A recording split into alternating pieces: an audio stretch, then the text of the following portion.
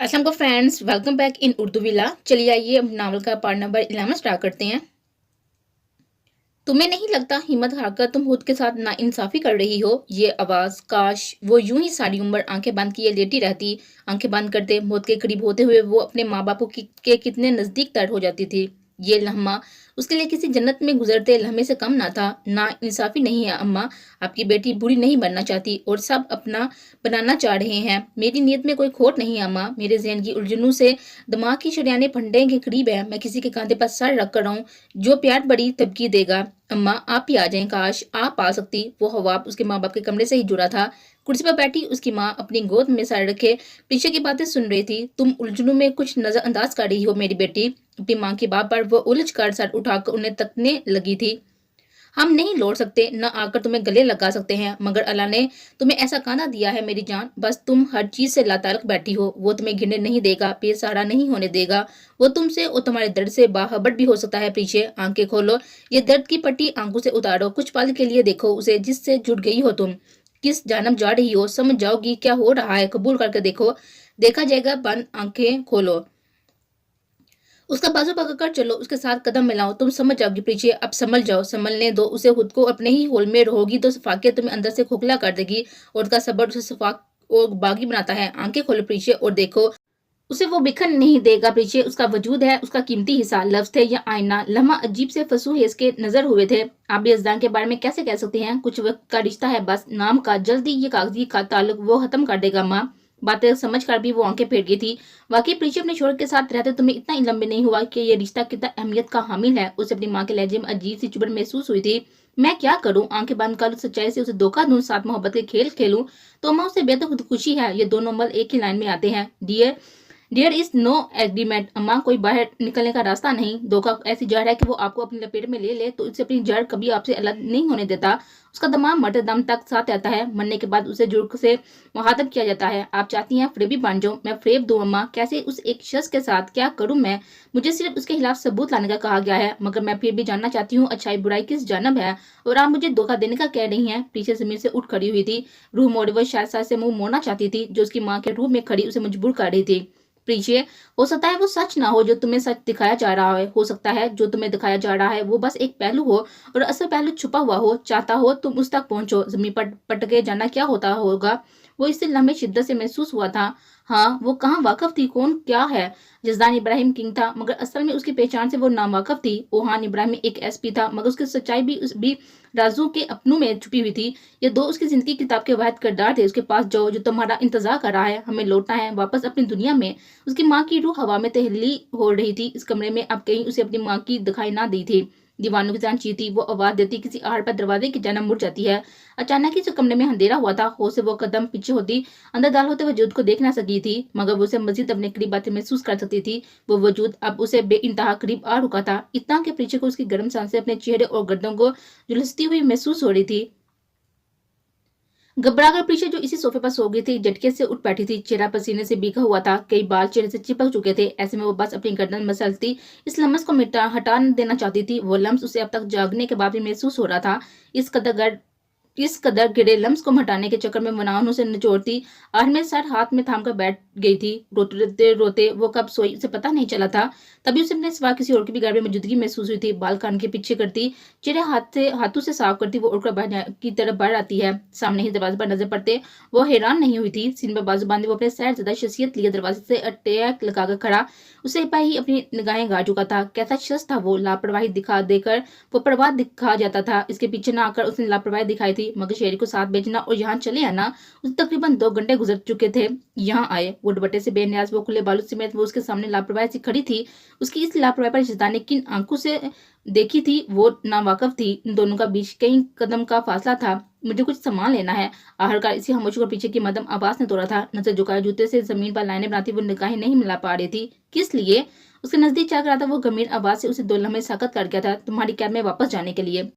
अपने हॉल में लौटती वो उसके मुताबिक जवाब देकर कमरे का रुख करती। अभी 2 लम्हे आगे बढ़ती जब उसकी कमर जजदान ने अपनी शिकंजे में लेकर उसे अपने वजूद से जोड़ लिया था। क्या तो तुमने कर रखा है? जजदान इब्राहिम को, उसकी धड़कनों को बड़ी गहरी खामोशी ने अजीब सा माहौल बनाया था। उसकी सांसें अपनी गर्दन पर महसूस करते ही उसे अपना दुपट्टा याद आया था जो सोफे पर ही वो भूल गई थी। ना जाने कितने लम्हे वो सख्ते की आलम में बगैर सांस रोके यूं ही खड़ी रह जाती है। यजदान इब्राहिम की रूह में तहलील होकर, अच्छा नहीं किया तुमने, मेरे मुझसे किया वादा तुमने तुम्हारे वजूद ने तोड़ने पर मजबूर किया है, उसकी सजा तुम्हें भुगतनी होगी। सरगोशी में हुए अदा उसके अल्फाज उसे जैसे जेर कर रहे थे। वो उस कमजोर लम्हे की कैद में कैदी नहीं बनना चाहती थी। I will give you two option, या तो सजा कबूल करो मेरी सूरत, या मेरी सजा बन जाओ माई फॉर एवर।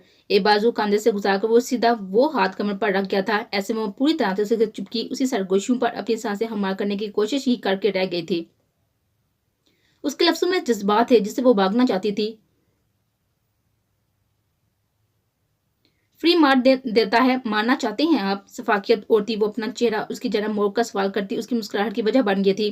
फ्रेम है तो हसीन है, मगर इश्क है पीछे यजदान इब्राहिम। उसके लफ्ज उसकी आवाज समातों में पड़ते हुए शिद्दत से अपनी आंखें बंद करके थी। उसकी गुर्बत में सांस लेना मुहाल था। कपकपाते होंठों से वो कुछ कहना चाहती थी, मगर वो लफ्ज जुबान पर दम तोड़ गए थे। अंदाज बता रहा है कि मुझे चाहने लगी हो तुम। सरगोशी के बाद उसे अपनी गर्दन पर यजदान का लम्स महसूस हुआ था। खुद साता बातों पर यकीन ना रखे, नुकसानदेह साबित होगा। होंठों पर जुबान फेरती उसकी गिरफ्त खोलने की कोशिश करती हल्कान होकर उसकी आंखों में आंखें गाड़कर बेतासिर लहजे में जवाब देते बोली थी, डर रही हो? अंदाज यजदान का अचानक ही बदला था। मजाक बहुत बुरा था। टिक्का सा जवाब देती वो उसकी गिरफ्त खुलने पर उसे कई कदम दूर हुई थी। उस जगह एक कातिल है और एक कातिला हसीना। तुम्हें नहीं लगता तुम जुल्म कर रही हो? उसे एक लम्हा वाकई दिल किया था कि चुटकी काट ले, क्या ये वाकई सिजदान था? वैसे गैंगस्टर के पास कातिल बनकर अकल खत्म हो जाती है। आबरू झुकाकर वो उसे सर से पैर तक देखकर रह गई थी। वो चेंज किए हुए था। लॉन्ग चेन उस ब्लैक शर्ट पर इंतहाई जच रही थी। अकल का पता नहीं, इश्क खून की तरह गर्दिश करने लगता है। झुका वो उसके चेहरे के करीब अपने चेहरे किए बोलता उसे रूहान सा कर गया था।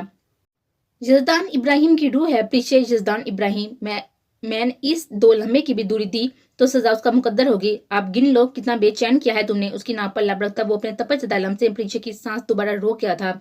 आज शायद उसे सांस लेने की इजाजत कतई नहीं देने वाला था। प्रीविश, तुम हद से ज्यादा मेरे हवासों पर छा रही हो। जाओ अंदर, वरना मेरी गुस्ताखियां सहने की तुम्हें हिम्मत नहीं। गाल थपथपाता वो घर से निकल गया था। उसे जाते ही पीछे ने बामुश्किल गहरी सांस ली थी। सांस लेते ही उसे ऑक्सीजन के साथ यजदान की खुशबू भी अंदर तक जाती हुई महसूस हुई थी। मैं गद्दार हूँ यजदान, और मेरी सजा यकीनन तुम्हारे हाथों दी गई मौत होगी। कोई खुश फहमी पालकर सजा में मोहब्बत की जगह इजाफा करना मेरे लिए नाकाबिले बर्दाश्त होगा। मोहब्बत पर बंद बांधना मुश्किल है, और खास कर तुम जैसे से जो ऐसा सहर है मेरे नजदीक आते ही अपना सर फूंक कर मेरी सांसें तक बंद कर देता है। उसकी मोहब्बत की जड़ कैसे ना मेरे दिल में पैदा होगी। अब ये कौन सा इम्तिहान है, कौन सा रूप है तुम्हारा यहाँ? किस किस के कितने रूम है याहुदा? अपना सूरज चेहरा हाथों से साफ करते हुए कमरे में आ जाती है। ये उसका कमरा था जहाँ सामने ही सिंगल बेड पर पड़ा हुआ था। उसके लेफ्ट साइड पर दीवार के साथ टेबल जिस पर लैंप और कई किताबें बिखरी हुई थी। अलमारी सामने दीवार पर नस्ब थी। अलमारी के करीब आकर उस साइड का पिलर खोलकर वो पलड़ा खोलकर वो बैग निकालती उसे बेड पर रखती। दूसरी साइड खोलकर वो वहां से जरूरत का सामान जल्दी जल्दी निकालकर बैग में रखने लगती है। जानती थी देर कर दी तो वो जिन फिर आ टपकता। इस छोटे से बैग में कुछ जरूरत की चीजें रखती। वो उसकी जिप बंद करके आखिरी नजर अपने घर पर दुराती बाहर निकल आई थी। उसका रूह सामने की तरफ था जहाँ यजदान शहरी वो कुछ कह रहा कि अब उसकी जान बढ़कर आ रहा था। उसके करीब आते ही यजदान ने उसके हाथ से बैग लेकर खड़ा करे पास खड़े गार्ड को थमा दिया था। अब वो चौंकी थी क्योंकि यजदान उसके हाथ से चाबियां लेते उसका गार्ड खुद लॉक कर रहा था। लॉक लगाने के बाद वो कीस अपनी जैकेट की जेब में डालकर अब पीछे का हाथ थामता। कार के जन्म आकर दो लम्हे रुक कर गार्ड को और ड्राइवर को हटाया देता। उसके लिए दरवाजा खोल बैठ करने का इशारा कर रहा था। यकीनन वो खुद ड्राइव करने वाला था। ये अनोखी बात ना थी। प्रीशा जब साथ होती थी तो वो खुद ही ड्राइव करता था। प्रीशा की नजर वापस पलटकर अपने वीरांगन पर गई थी। खामोश करा वो मकान कहीं से भी वो घर नहीं महसूस हो रहा था जो पहले हुआ करता था। वक्त के खेलों ने उस घर को उजाड़ दिया था। वो हंसता बसता घर महज सा बेजान मकान रह गया था। अचानक उसकी तवज्जो किन पर गई थी जो ड्राइविंग सीट पर बैठा उसका हाथ थाम कर कार स्टार्ट कर चुका था। शायद अपनी कार में ही निकल चुका था। गार्ड की कार उनके पीछे थी। नीड समथिंग डोर पर नजर गाड़ी वो गहरी सोच में गुम थी। जब उसकी सोचों का तसलसल शैतान की आवाज ने तोड़ा था। तन्हाई लफ्ज से जवाब देती वो रूह मोड़े बगैर ही उसके हाथ से अपना हाथ निकालने के जो जिद्दत में थी। Sorry baby, it's impossible, I never leave you alone for a second. बारीक गंभीर आवाज ने कार में हवा में अजीब सा इर्ताश पैदा किया था। पीछे को उसकी आवाज में अक्सर ही अपने दिल की धड़कन सुस्त होती हुई महसूस होती थी। उसे यजदान से ऐसे जवाब की तवक्कुर नहीं थी। चंद लम्हे हैरानी की नजर हुए थे, मगर वो जल्द ही खुद पर काबू पा गई थी। मगर शायद उसके साथ होते हुए अपनी सांसों और दिल की धड़कन काबू करना नामुमकिन था। यजदान स्टॉप लगातार वो यजदान की तरफ देखे गई थी। कुछ लम्हों बाद उसका बाजू दबोचे वो चीख कर उसको कार रोकने का कह रही थी। उसकी चीख पर यजदान ने लम्हे में कार रोक कर ब्रेक लगाकर उसे थामा था। अगर उसे ना थामता तो अचानक लग जाने वाले झटके पर वो आगे होकर गिरती। पीछे उसकी सूरत नम आंखों में देखते उसका अंदाज नरम हुआ था। वो वहां वो बाहर की तरफ इशारा कर रही थी, मगर बाहर अंधेरे के सिवा कुछ और होता तो वो देखता। उसके इशारे की तलकीन में कदम मोड़ता वो अंधेरे में कुछ तलाश करने लगा था, मगर अंधेरा देखकर वो सर वापस उसकी जानब मोड़ गया था। जो खौफजदा आंखों से कुछ तलाशी बाहर देख रही थी, वो वहां लफ्ज उसके अचानक की जुबान पर दम तोड़ के थे। अब उसे भी अपनी थकन का अंदाजा हुआ था। उस अंधेरे में अपने बाप को रूह देकर वो चीखी थी, मगर बाहर कोई नहीं था। अब कोई बिजी रूह इस जगह से ना गुजरी थी जो वो अपना वहम भी समझती। यकीनन वो खुद पर बुरी तरह सोचों को सवार करती, खुद को अजियत दे रही थी। मिरर नीचे करता हुआ एक इशारा काट गया था। अगले ही लम्हे फुल स्पीड से गार्ड्स की कारें वहां से गुजरी थी। अब इस सुनसान खामोश सड़क पर महज जरदान की कार मौजूद थी। कार की हेडलाइट में इस अंधेरे में मदम सी थी। आंखें कहीं बार झपक कर नकाब करती वो अपना चेहरा दोनों हाथों की हथेलियों से साफ करने लगती है। जकीम ने अचानक उसके हाथों को थाम कर अपने सीने पर जमाया था। अग्गी को होता वो उसका चेहरा हाथों के प्याले में बांधकर गालों से आंसू नरमी से साफ करता उसको खुद में बीच किया था। उसकी अचानक की गई हरकत पर वह सिमट कर पीछे होने लगी थी, मगर किंग की पकड़ मजबूत थी और वो लम्हों में ही महसूस कर गई थी पीछे जसदान इब्राहिम स्ट्रांग है, क्योंकि वो एक स्टोन मैन का इश्क है। अपने खौफ को जेब पर हावी करके मरने से बेहतर है कि खौफ के असर से ही मार दो। किंग की बीवी को इतना बहादुर होना चाहिए कि खौफ जैसी बला भी उसे खौफ खाए। उसका चेहरा अपने चेहरे के सामने लाता।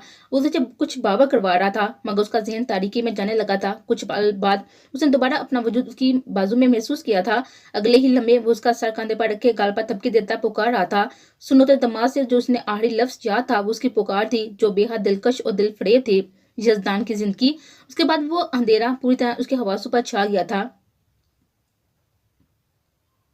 न जाने किस पहर वो दर्द करते हुए सर को थाम कर उठ बैठती है। कुछ लम्हे तो वो इल्मी में ही रह गई थी, मगर अचानक ही सब धुंधला धुंधला बाजा होने लगा था। खुद को कमरे में पाकर वो शौक नहीं होती, यकीनन यजदान ही उसे लाया था।